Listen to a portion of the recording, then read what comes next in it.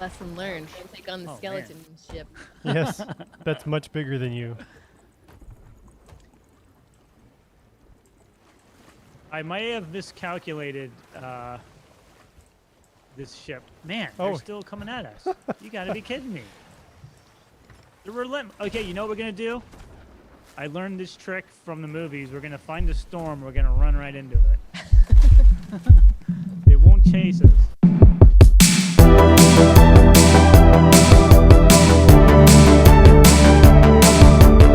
Welcome back, everyone, to Archaeology Arcade. This is going to be episode number 5, and we are bringing back the game Sea of Thieves. I'm your host, Mike, with the Florida Public Archaeology Network. And as always, I'm joined by my co-host and fellow gamer, Tristan. And this time we've once again brought back our favorite underwater archaeologist and F-Fan employee, Nicole Grinnan. Welcome back, Nicole. Hey. Hello. Thanks for having me. Yeah, this is a fun game. So, everybody likes pirates, or mainly, I like to play this game. I think Tristan likes to play this game. Yep. So yeah, here we are again. So last time on whatever episode we had, maybe 2 or 3, whatever episode it was, when we first did this game, we talked a lot about shipwrecks and underwater archaeology, and we decided there was so much stuff to still talk about that it'd be worthwhile doing it again. Plus, it was fun. It was One of my favorite things to talk about. Yes. Pirates and shipwrecks. And so this time, last time we had a sloop. But this time, we've actually gotten ourselves a Brigantine. And so we asked you last time, Nicole, how did the sloop look? And so I'll ask you the same question. What do you think about this one? Yeah, I mean, this, it kind of has some of the same characteristics as a sloop, but obviously it's a much bigger ship this time. Let's see, we've got 2 masts there. Yep, accurate. We don't have a raised quarterdeck, which we may or may not have had in actuality. Quarterdeck would have been the spot where the captains and the officers kind of commanded the ship, but it's similar there. So the lazy people would have been up here in the back. It is. And all the work would have been down here. Yeah, the ones in charge for making the big decisions. It is kind of curved front to back. Is that typical? It is. No, not very. Usually you would have had some stairs or like little breaks in the deck rather than kind of a curved deck like that. Okay. And then the hold. Tell me if I'm using my terms right. Yes. Steps. Well, depends on how many, on a brig, probably your hold would be the very bottom of the ship. So I'm sure that's not the bottom deck. I see. Well, this is in this game. It is the bottom deck? It is here, yes. Interesting. Yeah. Well, then there you go. It's a hold. We have a little jail. So there should be a little bit more down then, huh? Yeah, you typically would have 3 decks on something like this. And you might even have some guns on this second deck as well. Which we do not in this case. No, there's no portholes either. Nope. Let's see if I can throw Tristan into the jail. I also don't see any accommodations down there, so I don't know where our sailors... There's one bed in the back that's probably for the captain. Right over here, yeah. Oh, back that way. Got it. Yeah, behind the stairs. Yeah. Oh, there we go. Yeah. Well, the area at the front of the ship where Tristan just was, that would have been they call it the forecastle or the forecastle. That would have been where your sailors or your non-decision makers would have slept at night. Okay. And that's where we throw our drunken pirates or prisoners who we capture and we don't want them taking the ship back. Just loud and obnoxious. They go in there. Yeah, like me. Throw me in there. I also don't see a galley, a place where you would cook. Oh, yeah, that's true. Yeah. There has to be something. Here. That's it. There's a galley. Where? Yeah. And the grog. Have to have the grog. Now, typically on ships, a galley, they actually would have been lined with brick because obviously if you make a mistake with your cooking, it is very easy to catch a wooden ship on fire. Yeah. And you're burning potentially wood. Yeah. Yep. Now, So last time... Oh, go ahead. Nope, go ahead. Last time you called into question the stairs leading down to the hold. Is that potentially not accurate here too? On the last one, they had this, or it was on the sloop that we were on before, had like a series of stairways going down, and that probably wasn't so accurate. But this, the way you have just kind of a ladder type thing leading down, that's more accurate. Okay. Cool. Basic stairs. And a random window? Interesting. A little tiny bulkhead window there. That's where he gets his food. Yeah, yeah, it's the pass through. They pass it through from the galley to the captain's quarters. Got to feed the captain. You got to feed Cool. the captain. Well, and the other thing that would be interesting about sailing on this ship is it's going to be much more difficult with just 2 people. So this really is not a 2-person job, but we're gonna see how this goes. We don't have much at stake here, so it's okay. There's not much at stake. Yeah. Now, as far as So the rigging goes, we've got an extra. We just had 1 sail, like the mast in the front last time. Here we've got 2 sails on this one larger mast. I'm assuming the rigging is pretty simplified. Would that be accurate? Mm-hmm. Yeah, more or less. I mean, it kind of depends on what time period you're talking about, what country ship you're sailing on, you know. I meant in the game. Is it simplified to what it actually was? Oh, yeah. Yeah. About. Yeah. Okay. Cool. And these pulleys are called dead eyes, right? They are, yeah. They actually, you can't see them so much there, but they actually, if you remove all the line or the rope from the pulleys, they have 2 little eyes and a little mouth hole. So they kind of look like skeletons. Which is very appropriate for this game. It is. You know, one thing we don't have on this ship, I don't think, is we don't have like the most important thing a pirate ship could have, which is the pirate flag. Where's our pirate flag? Oh, well, Maybe you're sailing incognito at the moment. isn't that what they Yeah. typically did anyway? Usually, yeah, you wouldn't change your colors until You're I would already think. engaged, maybe? Mike, you're the expert on pirates here. Yeah, I mean, treachery was a characteristic of pirates, I think, and yeah, that's true. You wouldn't see. Oh, did you put one up? All right, there we go. Yeah, but that's flying false flags. That's where that kind of comes from. And it wasn't just pirates. It was any ship, naval ship or merchant ship, often had a number of different flags on board to kind of trick out your enemies or people you think might harm you. You'd fly what you would think might be a friendly flag, and that way they could possibly leave you alone. Or if you're a pirate, they could possibly think, hey, that's a friend, let's get closer. And then the pirates would say, all right, time to take it. So last time, too, we didn't really, we didn't get any battles. And so I think this time we should definitely try to engage in an act of piracy.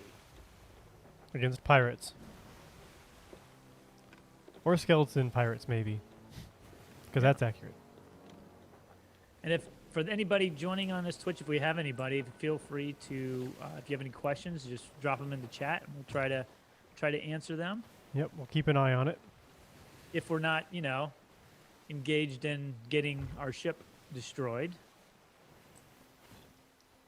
How about these grates, by the way?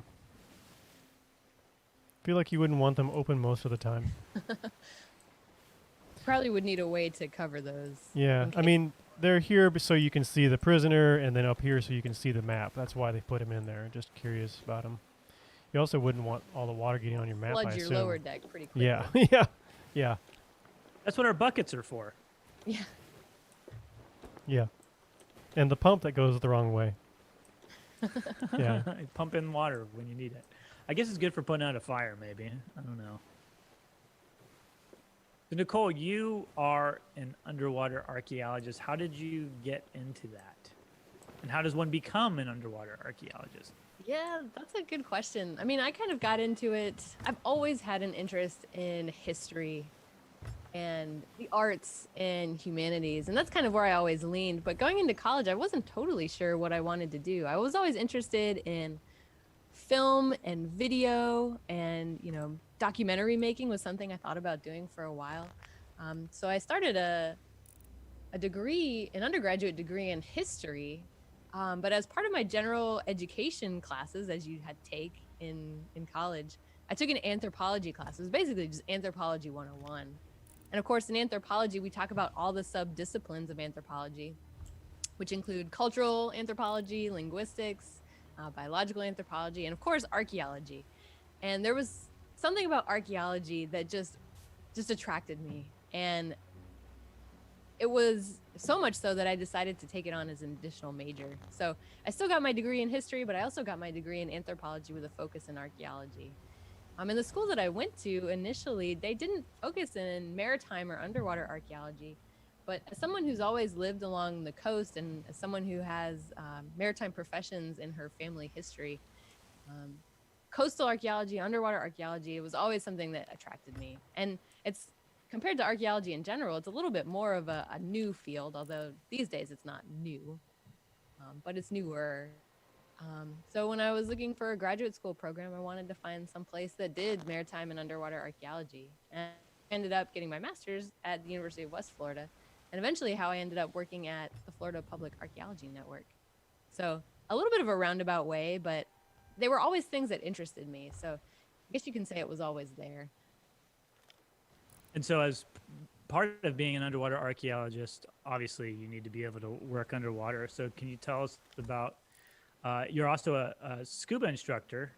So can you tell me about what that's like? How does one become a scuba diver? Yeah. And especially how does that apply maybe in a different way to archaeology, or maybe in a similar way if anyone does scuba certification? Yeah. So of course, part of doing underwater archaeology, like you said, is being able to scuba dive. And believe it or not, that's a big turnoff for most people who are maybe interested in underwater archaeology, but don't end up doing it because of scuba. And scuba can be really challenging. Scuba diving for fun, you go to places like the Florida Keys, or you go to the Caribbean and you dive on coral reefs and, beautiful shipwrecks that have crystal clear water. But doing scuba for underwater archaeology, usually you're not diving in those ideal places. So it's a little bit different kind of diving. I started my scuba education right before I knew I was going to come to the University of West Florida. I probably should have not made that commitment until I knew I could scuba dive, but fortunately I took to it. And I kind of fell in love with scuba almost as much as I fell in love with archaeology when I took that anthropology class. And I just kind of worked my way through scuba certifications as I was working my way through graduate school, eventually becoming an instructor. I think it was the same month that I defended my thesis at the University of West Florida. So that was a busy couple years. But the cool thing about scuba diving and working in underwater archaeology is that, as an instructor, I get to talk to people about what I do and about the importance of preservation of underwater archaeological sites and, of course, natural sites as well. So they tie in really nicely with each other, I think. And speaking of underwater archaeology, looks like we have a ship that Future Tristan is trying to shoot at. I'm terrible at it, but it's I'm trying. all right. I mean, I think we should get maybe a little bit closer. That would help. So let's try to make an underwater shipwreck site for Nicole to investigate at some point. This is how it happened. I think we need to trim our sails. Yeah, it's kind of hard to see with this mainsail right in my face. So if you see me about to hit a reef, let me know. Okay. I'm gonna try to pull up here. I don't know if anybody's actually in this ship. They're probably on the island. Okay, well that's a perfect. This is gonna be some good target practice then. Yeah. Now, of course, a real pirate would just steal this ship. Right. Because the ship was, worth a lot of money. But we're just gonna have fun and try to put a hole in it. Get in there. Oh, they have stuff on board. Oh, just light it up. Oh, there's someone on there. Shoot him. Oh, I missed. Oh boy. Okay, I'm gonna try to swing around. Oh, nice shot. Oh, I just got hit. We got damage. We got some serious damage here. This was a mistake. This was a terrible mistake. So this is how you patch a ship right here. Yeah. You just... Oh, I need wood. First of all, you need something to patch it with. Okay. And then you just slap a board over it. Just like in real life. Oh. Did I grab any? I do. Oh, of course. Don't use the banana. No. Banana would be bad luck. There we go. Yeah, no bananas right now. There. Fixed. I think Maybe Tristan tried to shoot the banana at him or something. That was incredibly watertight. Yes, right? I'm just that good with a board. Okay, I'm going to try Are to you as swing. good with a bucket? We'll see. Oh, I'll wow. try. Yes, you're incredibly effective. Which side are we going for? I'm going to go try and turn around on is it starboard? Is the right side? Is that Yes. correct? Starboard's Yes. to the right and port is to the left. Here's a fun fact. It used to be starboard and larboard, but when you're yelling at someone during a storm or a battle, they sound too similar. Yeah, it seems like that seems like a great Monty Python movie in the making, you know, like So, yeah, no more larboard, it's port. port. Yeah, so we're gonna go. I'm gonna come to port, and maybe we should try. Let me take this sail down a bit. That's not it.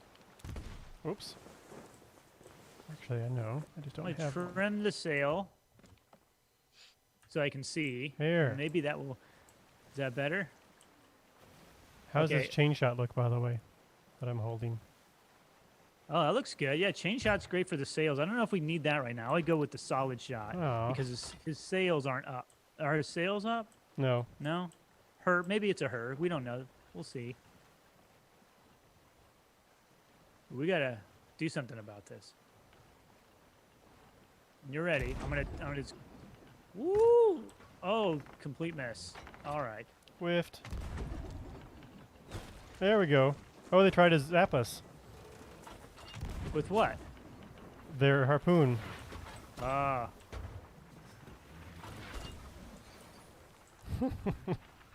Okay. I think we've Let's try irritated that them. again. Wow, way over. Wow. I would be a terrible crewmate. You definitely would not be in charge of the. Oh, I saw a gunshot. Yeah, they're trying to snipe us. Okay. He's probably trying to snipe closer. me.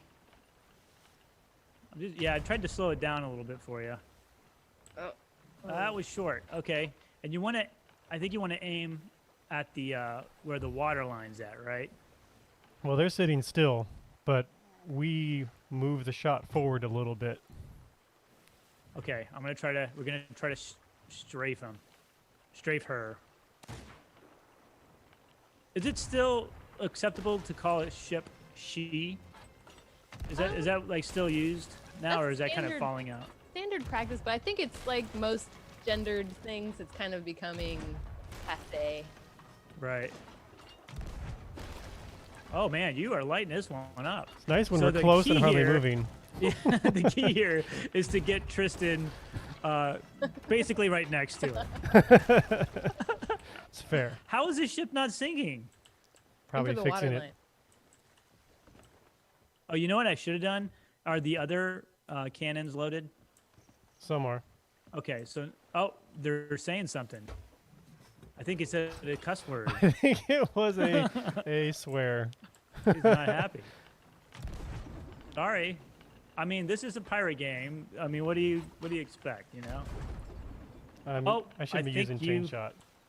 Oh, We sunk her. It went Okay, down. let's get out of here before the reinforcements come. Let's got get out some of here. work. Before they come back, All right. We did it. we made I it. can't believe we did it. Let's go. Let's get closer. Okay. I was just going to run away. You know, good pirates never stay close to the scene of the crime for very long. Well, We the don't wanna worst get- thing that'll we don't wanna get happen is caught. we will add to the archaeological record when we get sunk. That's true. And we think it's could pick up some I think it's extra gone already. crewmates. Nope. Oh, I, There's I see the mermaid. he's in the water. Maybe he'll join us. No, I don't think they will be You know, in the if- mood to join us. You know, real pirates, if it was someone with a good skill, like a navigator or a surgeon, a lot of times they would press them into service. They would force them to join the pirate ship, which also happened on other ships that sailed too, like naval ships. It did indeed. Fishing vessels. Ah, they would press people into. Okay, let's talk about. So speaking of fishing vessels, so you mentioned that you went to University of West Florida and you did your master's there. What was your research? Yeah, so when I was doing my master's degree, there's so much in Pensacola to do. and obviously that's where the University of West Florida is.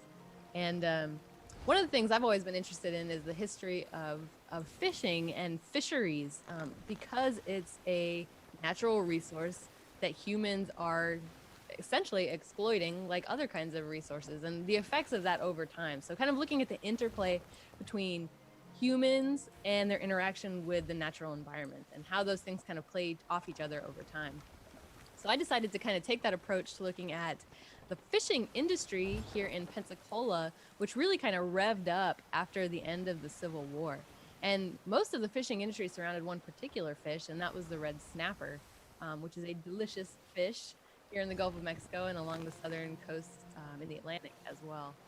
So I looked at some shipwrecks related to the red snapper fishing industry. I looked at the human habitation among fishing individuals in downtown Pensacola, so looking at where they lived and the material culture of their homes. And then I also looked at the state of the fishery in general, so in the Gulf of Mexico specifically. So that was my research, and it's one that I don't know how much more there is to do, if I was going to take it someplace else, but it's a really interesting kind of case study of human exploitation of our natural resources, and unfortunately the many pitfalls that occur when we don't institute conservation measures. And there is no red snapper fishing industry today in Pensacola, if that kind of sums it up.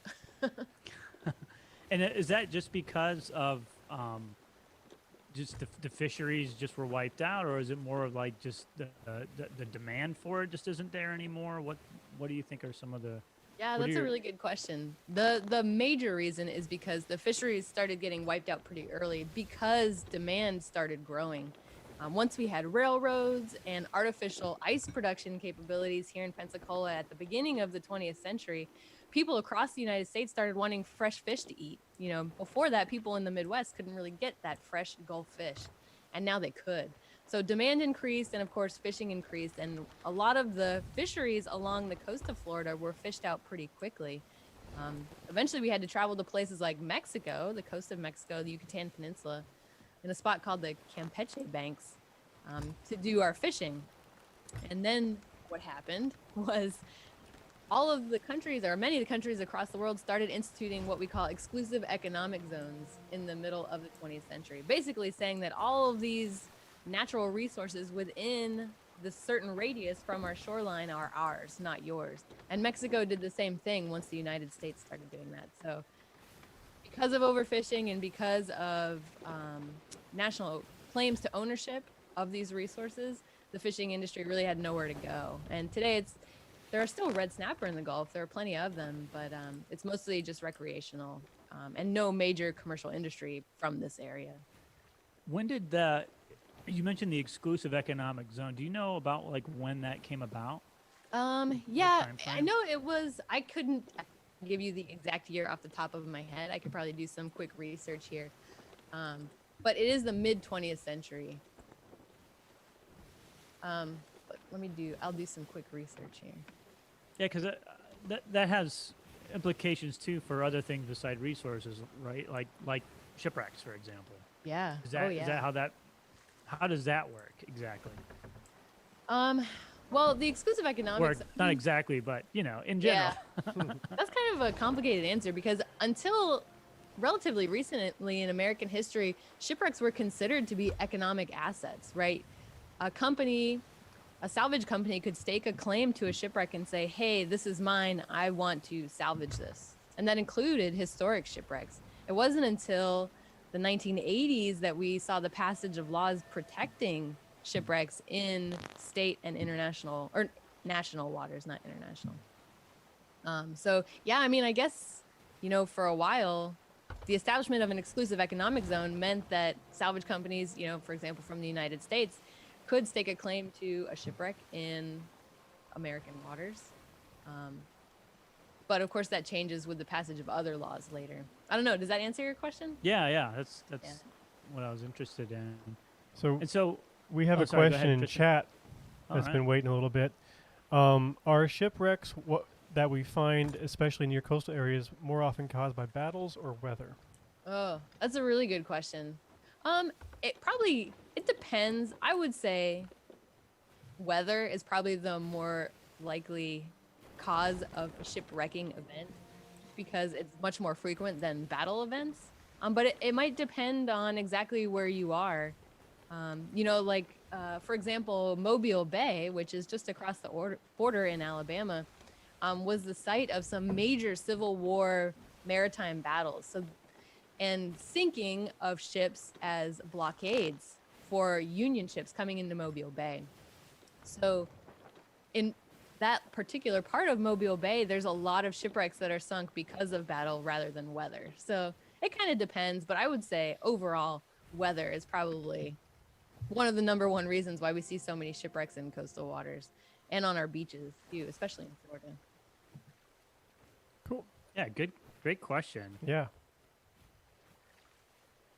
And so you talked a little bit. Does any of this tie into, like, I know you're doing a PhD now. Like, you're not busy enough. You're also doing a PhD. It's like when you became an instructor while you were finishing up your thesis.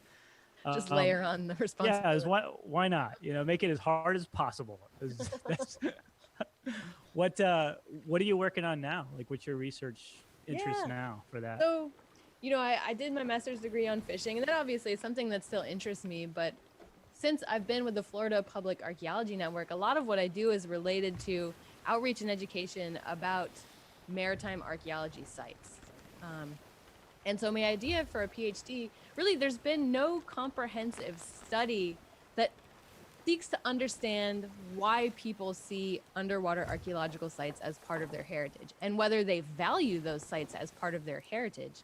Florida is very much a maritime state. We're bordered by water on 3 sides. So it defines a lot of our history. But is that how people on the ground, members of the public, see their heritage as being tied to the ocean, as tied to the underwater archaeological sites that are in the water? So essentially what I'm looking at for my PhD is trying to understand people's perceptions of these underwater archaeological sites.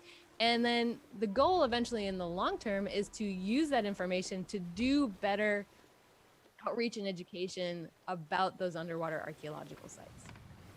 Right. So using opinions collected during my research to make sure that we're appealing to people in the way that they are perceiving their heritage.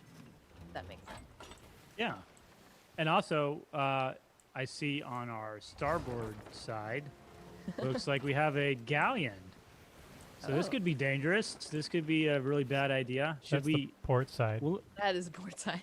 Oh, sorry, port. sorry. That is a skeleton one, which is just pointing that out. That is a big vessel. It's riding very high in the water. Yeah. So this is not another player then. I'm pretty sure that's a skeleton galleon. I was gonna say, those sails look pretty tattered. Not too great. Well, it is really high in the water. Holy cow. Might be worth trying to take a shot at this. Let's take a look at it at least. I'll let Nicole, even if we just buzz by it. Oh, yeah. Oh, yeah. Let's do some action. Because it would be actually funny if we sink ourselves. That'd be kind of funny. Sure. For me. Okay, so what I'm going to do is I'm going to try to come up have it on our port side. So if you can load the guns with some solid shot. They are loaded and ready. They're ready to go. Okay. What weight of shot do you think those are, Nicole? any ideas? There's not a lot of good reference points around. Everything's kind of cartoonized. Maybe, I don't know, 6-pound shot? That sounds good. Yeah. This one's fast. Well, so I'm gonna. They're going against. Well, I don't know if it applies to the NPC characters. Yeah. Well, I would think we would be going a little bit faster because we're a smaller vessel, but I could be wrong. In game. Okay. Galleons are fastest against the wind. Okay. They have more sails, but if they have a lot of guns, they might be slower. That's true. I might try to. Oh, there's going to be. I'm not going to have room to get on the port, so Let's go the other side. And I'm gonna trim Hit him in the trim rudder. these sails. Let's do it. If you could actually break the rudder in this, that would be awesome. Okay, I'm trimming sails. Oh boy, I'm gonna turn. Okay, I'm gonna try to stay out of range Well, as much as possible. I think they're very scurvy riddled up there. They look very thin. So now we've irritated there them. we go. Ayo. You just destroyed the captain's bed. Some activity on deck. Oh, I hit skeletons dead Oh. on. I'm proud of Nice. myself. That was a good shot. That wasn't. Can you take the mast out? Oh, boy. I don't know about Oh, boy. these. In. I'm gonna try to stay I'm as surprised they're not close as shooting back. possible. Oh, there we go. Because- Oh, okay. Just keep going. I'll go repair stuff. It's right now we got autopilot. Oh. Uh-oh, they hit us with a special cannonball. Oh boy. They're magic cannonballs, by the way. Okay. I got some leaks I got to take care of. Oh boy. Need more ammo. Oh boy. I Oh, boy. might need some help. I might need some help. We need more Abandon sailors. this plan. Abandon this plan. Ouch. I'm gonna turn. Okay. We're outmatched. Ouch.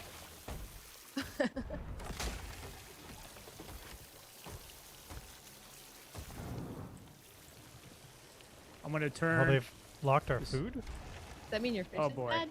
I think We're in they've trouble. locked our barrels so we can't access them. Oh That's boy. interesting. I'm overboard. I'm overboard. Well, see ya. All right. Just go without me. Go without me. You've got a good course. You're in a perfect position for them to shoot you right now. So you're welcome for Oh. that. Yes, Okay, we are not in a good position here. No, not Who got at us all. into this? This is an Whose accurate idea was it? representation of naval battle. Right here? The bigger Okay, I'm ship back. with the many guns. They're not even using their lower deck ones. This is just bragging right now. They're just rubbing it in. They're only Okay, using I'm the upper deck. I'm gonna fire back if you can take care of that. Oh, I hit him. Wait, I need.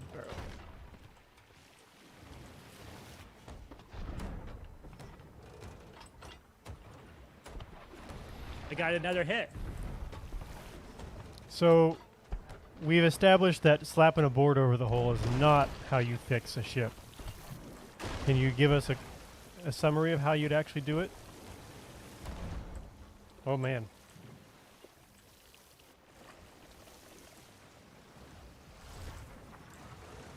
Sorry, I'm trying to So much trying to activity. aim. Yeah. I know there's so much happening right now.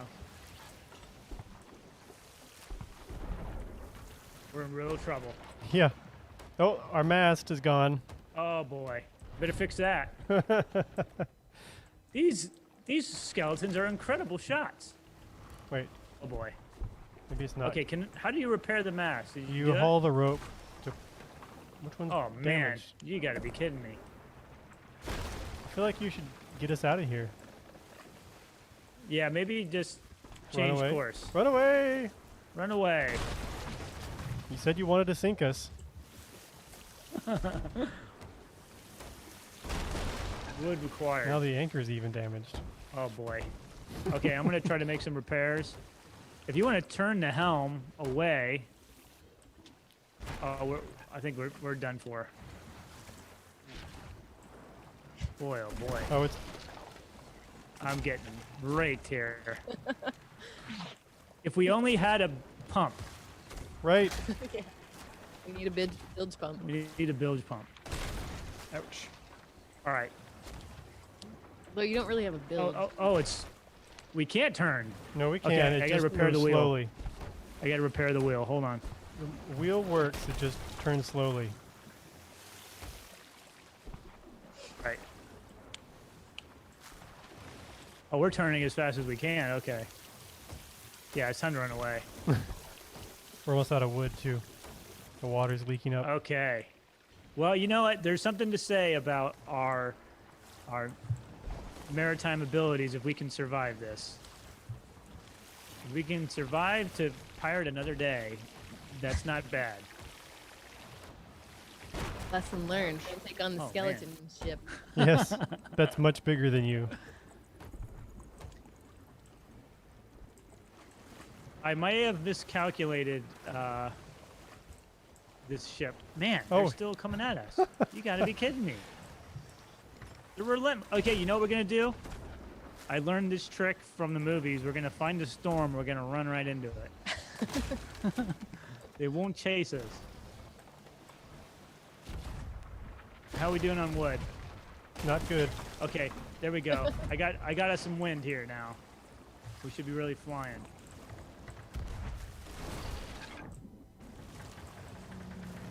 Oh, they're right next to us. Yes. And the water is really high down here. Okay. Get the grenades. We're going down. Just keep bailing. Just keep bailing. We're gonna run Don't into give him. up. No, we're not. Just keep bailing. Oh boy. That's not good. This is not good. I'm boarding.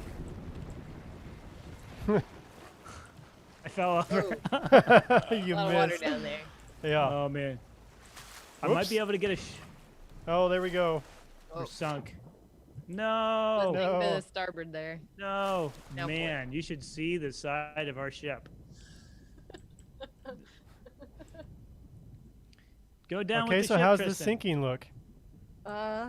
You know, Sails should probably not be the sails billowing like that. billowing a bit too much. Yeah.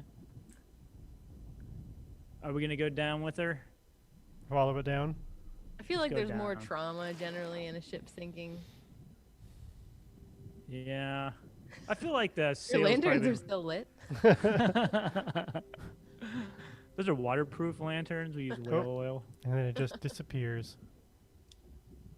Well, So now what do you do? There is this mermaid here, Will she? and they will take Restore us to our ship when it respawns, essentially.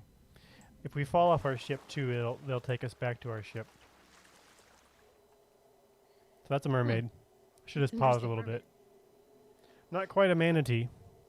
I was gonna say typically they would have been manatees. drunken sailors' mistaken identity, huh? And we Well. wake up in the pub. It was all a bad dream. That was a bad dream. Well, at least there was some action there. Yeah. If we had a couple more sailors, I think we would have done a little better. Yeah, and maybe a bigger ship. Yeah, And better we aim. probably should not have attacked a much larger ship with more guns and more sailors Yeah. on them. Yeah, it's typical for pirates to, engage weaker ships, Mm-hmm. preferably merchant ships that weren't well armed Or guarded, yeah. or guarded. Yeah. So I think I know what the problem is, Mike. I think you brought a I- banana on board. I didn't bring the banana this time. Maybe Nicole brought the banana. Yeah. Well, I don't know if it count. Am I on board as a woman? Obviously, we said this before. That's already a problem. other bad luck. Yeah. So double, or does it cancel out? You know, Two It cancels negatives, that's a out. really good question. right? I don't know the answer. We also learned that Tristan's a great shot in close range. Yes, and stopped. But As long as we aren't moving. medium to long range, not so much. Yes. That is fair. So it Also, would have been a good one to send over first, that's Yeah. true. like anti-personnel. You know, exactly. Oops. Yeah, on Henry Morgan, they on his ships when they would attack like fortifications or towns, which is how they made most of their money, came from raiding towns like in Panama. But they would actually give up their pirate crew more amounts of share if they were the first ones to jump over like a parapet, so like a fort wall, or if they were able to successfully throw a grenade over the fort wall. Oh. Because grenades, they did have grenades back in the 1600s, but they aren't like the modern grenades. They were basically hollow pieces of iron that were full of black powder and shrapnel, and then they had a fuse that was stuck on the top, and it was usually made out of beechwood, and basically they would have to light the fuse and then throw it. But the problem was I guess they were really unpredictable, and so the beechwood fuses could burn at different rates. So it wasn't uncommon, I guess, for these early grenades, to actually blow up in a person's hand. So I guess that was a way to will the crew to, jump over there and toss a grenade in. Do some crazy stuff. Yeah. That will probably get you killed. Yeah. I think that's called performance-based pay, as what they call it now.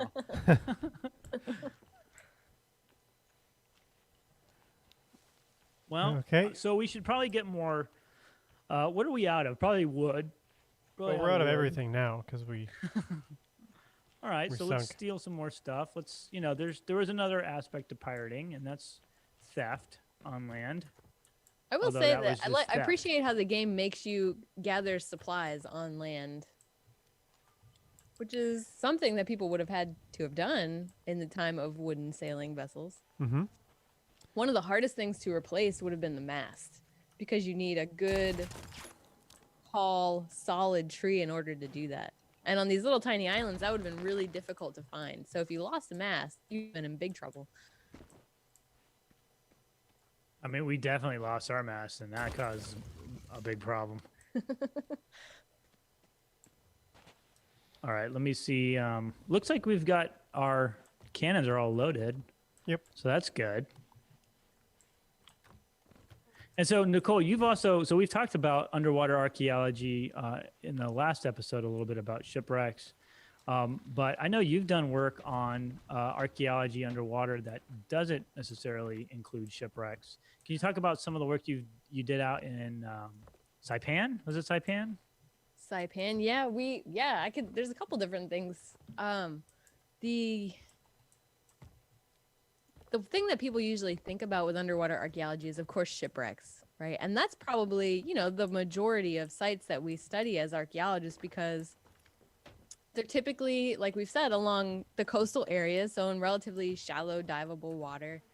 And then, there's a lot of them, and they're pretty apparent when you're diving for the most part. But underwater archaeology isn't all shipwrecks. There are a lot of other aspects to it that are pretty interesting. And 2 years ago now, that was 2 years ago, 2018. We worked with East Carolina University and the Defense POW MIA Accounting Agency and a group called Task Force Dagger to go to Saipan, which is an island in the Northern Mariana Islands. And what we were doing there was essentially teaching a group of Special Operations Forces veterans to learn how to do the basics of underwater mapping and recording of archaeological sites. And we were working with the Defense POW MIA Accounting Agency, also called DPAA, to identify plane wrecks from the Battle of Saipan, the World War II battle there, when the United States to invade Japanese-controlled Saipan.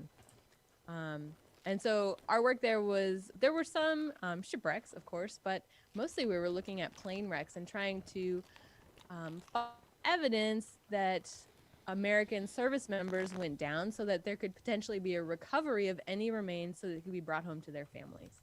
And so that was our mission there, working with the Special Operations Forces veterans. So yeah, I mean, obviously that's kind of a specialized thing that we did there, but looking at airplane wreckages from more recent world wars and other more recent wars, right? Vietnam, Korea.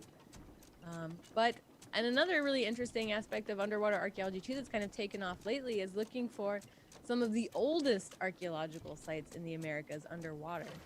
So as most of you probably know, right, during the Ice Age, the water in the Earth's oceans was a lot lower because most of that water was held at the polar caps, right, North and South Pole. And so people were living in these areas, the coastal areas that are now underwater. And so there's a branch of archaeology or a subpart of archaeology today that looks for ancient places of habitation and trying to find evidence for human habitation in those places. And there has been some identification of underwater archaeological sites in this way.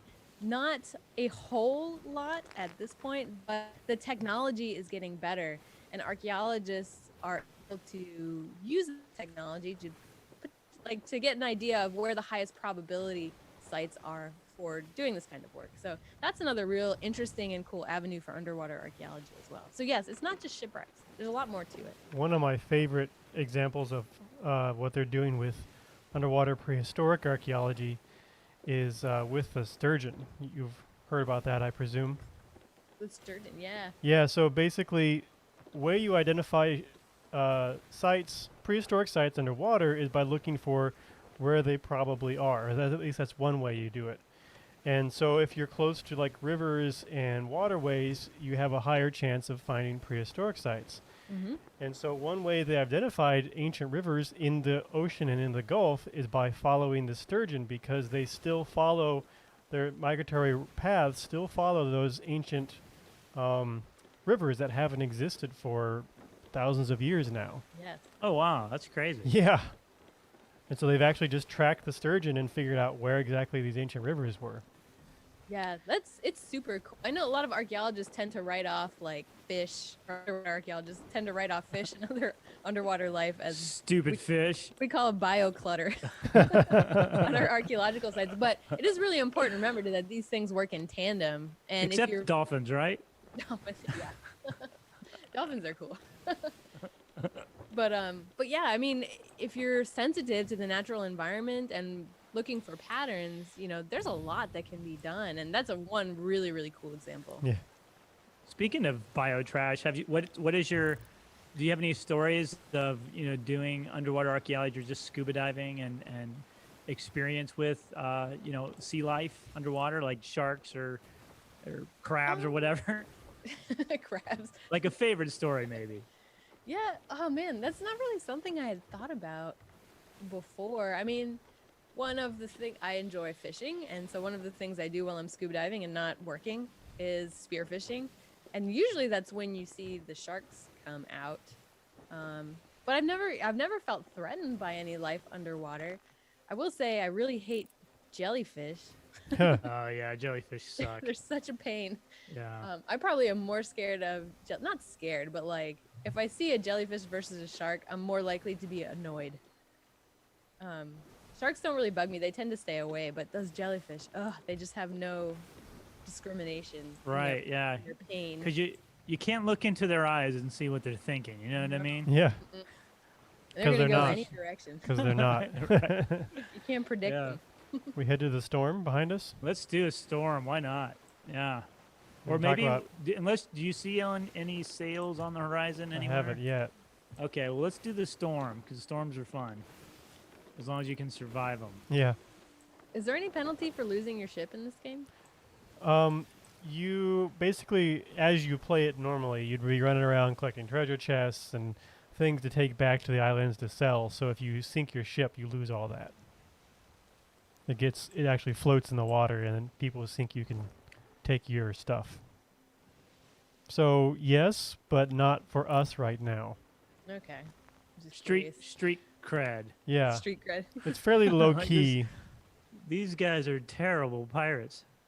They're terrible. Speaking of, where are we going? Where is that I don't storm even? know. There it is. It's I off don't our. know. We're What side? behind us. Behind us. Okay. All right. I don't know how. Okay, I see it. I'm gonna turn. What's it? We didn't name this ship, or does this ship come with a name, or do we have to name it, or can you name it? No, I don't think you can name the ships. You can decorate them and have different kinds of hulls and sails and stuff. It's all just for the looks of things. It doesn't actually change the way the ship functions or anything. Gotcha. Okay. So speaking of ships names, Nicole, do you have like a favorite We're still shipwreck going that you've away ever... from the storm. Oh, sorry. I think we did a circle. probably. I like doing circles. Yeah. But do you have a favorite shipwreck that you've worked on, or maybe even just like shipwreck in history that you've just really been fascinated with? Yes. Well, okay, so it's a pair of shipwrecks. So I have not worked on them, although some of my colleagues are working on them, and I have told them repeatedly that I will haul their tanks to the ends of the earth if they'll let me come and work on these shipwrecks. But probably my favorite shipwrecks in history are the shipwrecks of HMS Erebus and HMS Terror. And these were ships that were part of an expedition to find the Northwest Passage in the 1840s. And they were essentially trapped in by ice. It was an unseasonably cold set of years and trapped in by ice. And, you know, there's a lot to this story, but essentially the crew and the ships were lost. And it wasn't until, I don't know, the last 5 or 6 years that the shipwrecks were actually found. And the preservation, because they're in the northern parts of Canada, in the, I think it's the Nunavut province, but I can correct myself. So very cold, but excellent preservation. So the artifacts and the material culture and the information that's coming off these shipwrecks is absolutely incredible. And I was really interested in these shipwrecks before they were found. So I wrote this whole graduate school paper on where I would survey if I was given the chance to find these shipwrecks. And as it turns out, one of the shipwrecks was in that survey area. So They should have called you. They should have just. I like to tell Parks Canada, their director, that he should have just had me on this project as a graduate student. Yeah. So if you ever have a shipwreck that you're looking for and you have no idea where it's at, just try to email Nicole. And maybe she knows. But if anyone who is here checking this out, I really highly encourage you to just Google Erebus and Terror and read that story. And if you're not completely enthralled with it, then I can't help you. Yeah, there's something wrong with you. Yeah, it is absolutely incredible. Spell it out for me. Yeah, if you Google those wrecks, I mean, the images that pop up now are just incredible.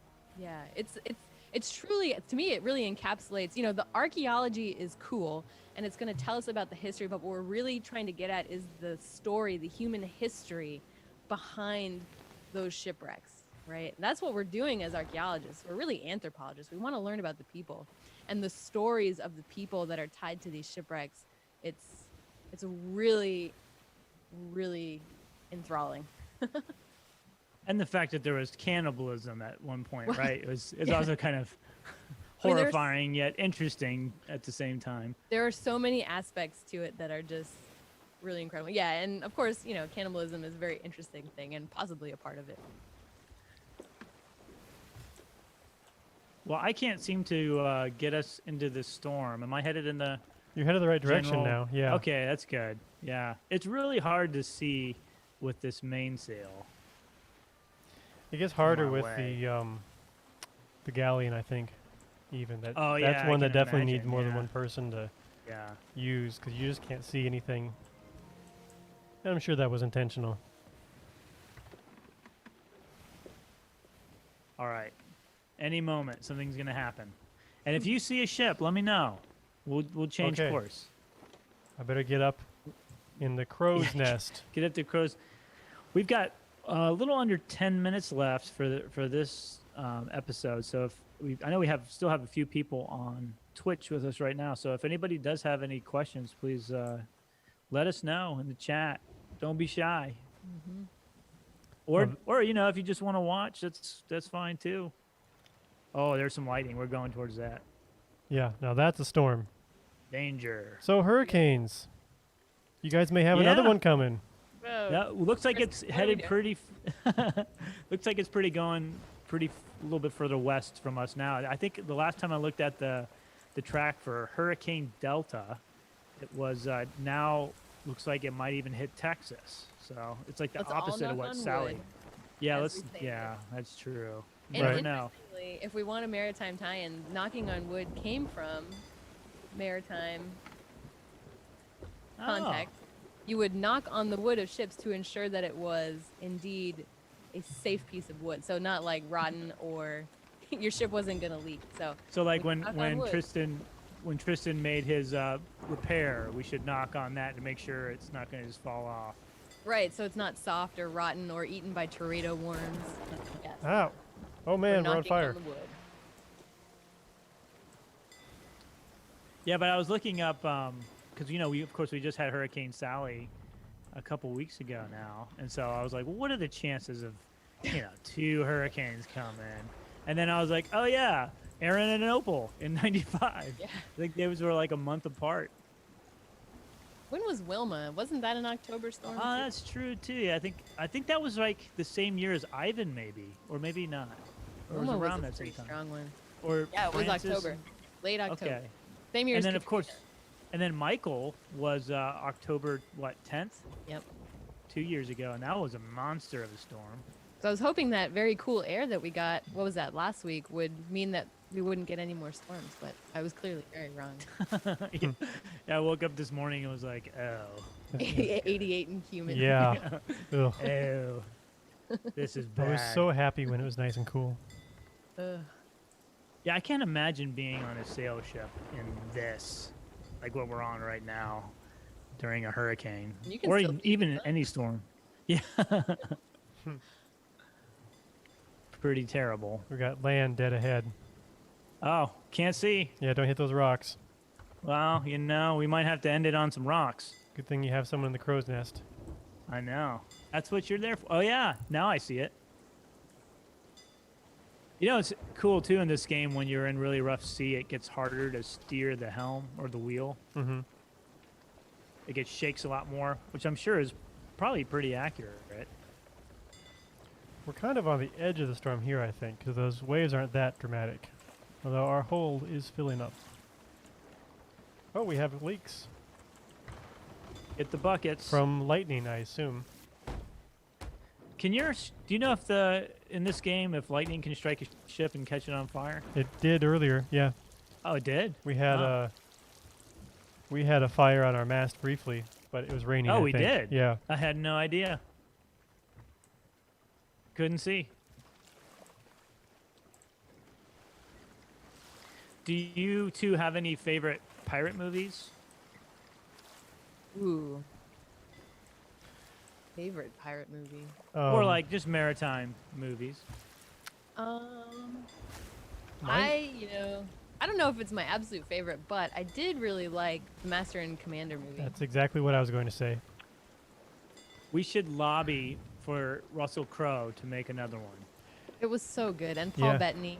Yeah, it was pretty good representation of the books too, from what I've read. Yes.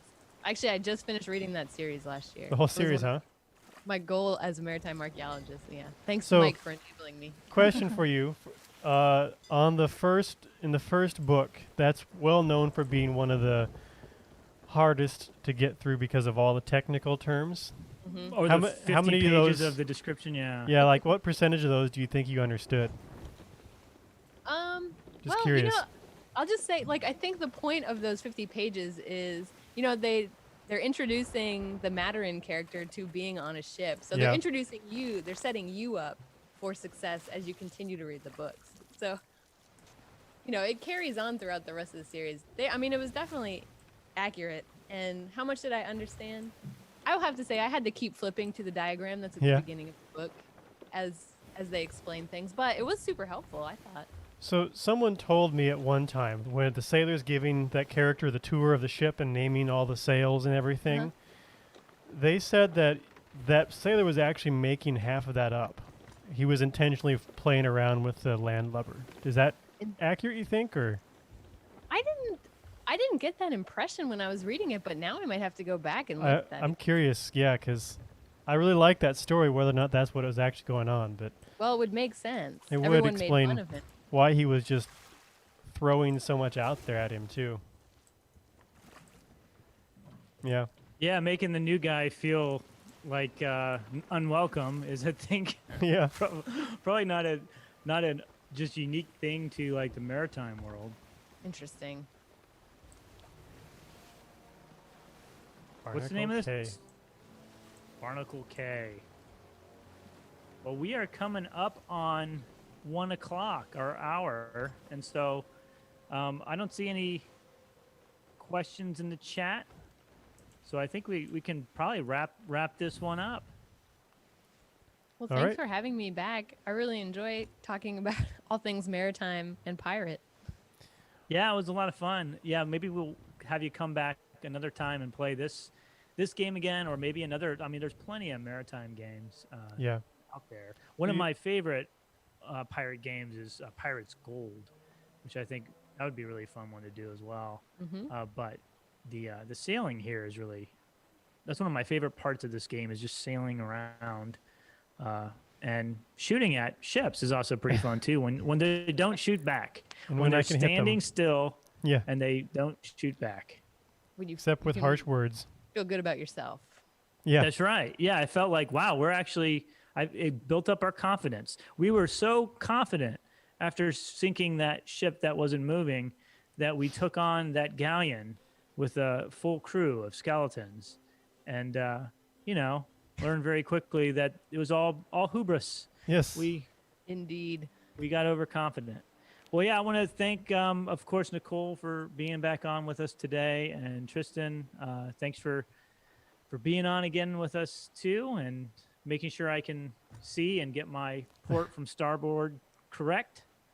And I guess we'll see everybody next time. I think the next one we have scheduled. Do you know the date for the next one, Tristan? It is Monday the 12th. We are having Andres Garzon is joining us for Tomb Raider, I think Shadow of the Tomb Raider, which takes place in South America. And we chose that one because it is actually Indigenous Peoples Day. And so we will be doing that Monday the 12th at 1 o'clock. Yeah, so if you all want to join us again back on Twitch, and of course, as always, we will put this episode up and the next ones on our YouTube channel. So if you just go to our YouTube channel and search for Florida Public Archaeology Network, or it's YouTube, I think it's youtube.com// just Florida Public Archaeology Network spelled out. That would take you to our channel. You can find all those episodes there. And if you will subscribe to our channel, it'll let you know when the most recent content is put up. And that way you can keep up with everything that we're doing online right now during the year of COVID.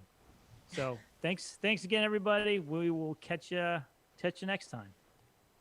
Bye.